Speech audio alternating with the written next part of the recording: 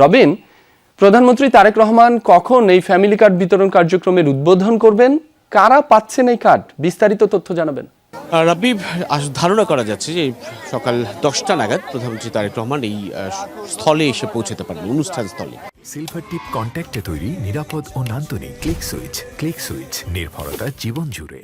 যেখানে এই ফ্যামিলি কার্ডের পাইলট প্রজেক্টের শুভ উদ্বোধন করতে যাচ্ছেন তিনি, এবং এটি করাইল বস্তি সংলগ্ন বনানী টিএনটি উচ্চ বিদ্যালয়ের মাঠ, এবং এখানটায় যেহেতু ঢাকা 17 সংসদীয় আসনও বটে, বিএনপি চেয়ারম্যান তারেক রহমান যিনি প্রধানমন্ত্রী হয়েছেন তিনি এই আসনেরই সংসদ সদস্যও বটে।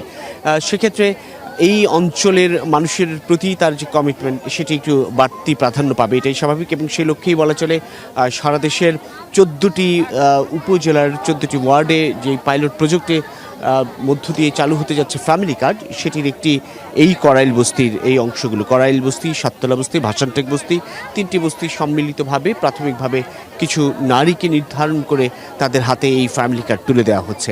এবং এখানে ইতিমধ্যেই বেশ সমাগম ঘটেছে যে নারীদের, সেই নারীরা অনেকে নিবন্ধন করেছেন, সেই নিবন্ধন করে তারা মূলত ফ্যামিলি কার্ডের অপেক্ষায়। কথা হচ্ছিল অনেকের সঙ্গে, তারা বলছেন যে তাদের পরিবারে বয়োজ্যেষ্ঠ যে নারী, তিনি বলছেন যে তাকে এখন আর কেউ কাজেও নিচ্ছেন না, মানে সে যে নিজে উপার্জন করবে সেই উপার্জনের সেই অবস্থাটুকুও নেই। অন্যদিকে অসুখ বিসুখ নিত্যদিনের যেই টানাপোড়েন সেসব তো লেগেই আছে। সেক্ষেত্রে এই ফ্যামিলি কার্ডের মধ্য দিয়ে যে 2,500 থেকে 3,000 টাকা কিংবা সমপরিমাণ নিত্যপণ্য সেসব যদি মিলে যায়, সেক্ষেত্রে তাদের পরিবারের যে স্বাভাবিক জীবনযাপন সেখানটায় খানিকটা বাড়তি সুযোগ বা বাড়তি সম্ভাবনা তৈরি করবে, এবং নিজেদের যে সংগ্রাম সেই সংগ্রামে খানিকটা শক্তি যোগাবে এই ফ্যামিলি কার্ড। এমন কথাই বলছেন এই সুবিধাভোগী যারা নারী, প্রান্তিক নারী এবং পরিবারের অবশ্যই নিঃসন্দেহে বয়োজ্যেষ্ঠ নারী যারা।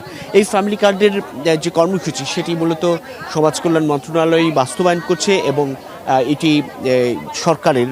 সরকারের নেতৃত্বে যে দল বিএনপি, তাদের নির্বাচনী যে প্রতিশ্রুতি ছিল সেই প্রতিশ্রুতির অংশ, নির্বাচনী ইশতেহারের অংশ, এবং তারও আগে থেকে যে দেশ গড়ার পরিকল্পনা নিয়ে মাঠে প্রান্তরে নেতাকর্মীরা ছুটে যাচ্ছিলেন, তাদের সেই পরিকল্পনায় গুরুত্ব পেয়েছিল এই family card. BNP chairman Tarique Rahman দেশের যে প্রান্তেই সমাবেশে গিয়েছেন সেখানেই তিনি তুলে ধরেছেন তার সরকারের এই অন্যতম পরিকল্পনার কথা, যে ফ্যামিলি কার্ড কেবলমাত্র একটা পরিবারের বয়োজ্যেষ্ঠ নারীর হাতে দিয়ে সংসারের খরচ মেটানোর জন্য বাড়তি প্রণোদনা, ব্যাপারটি এরকম নয়। এর পাশাপাশি নারীকে স্বাবলম্বী করে তোলা, নারীর ক্ষমতায়ন নিশ্চিত করা তারও একটা অংশ, এমনটি মনে করে সরকার। সেই অবস্থান থেকে এই ফ্যামিলি কার্ডকে আপাতত দেশের 14টি জেলার 14 উপজেলার 14টি ওয়ার্ডে পাইলট প্রজেক্ট হিসেবেই চালু করা হচ্ছে।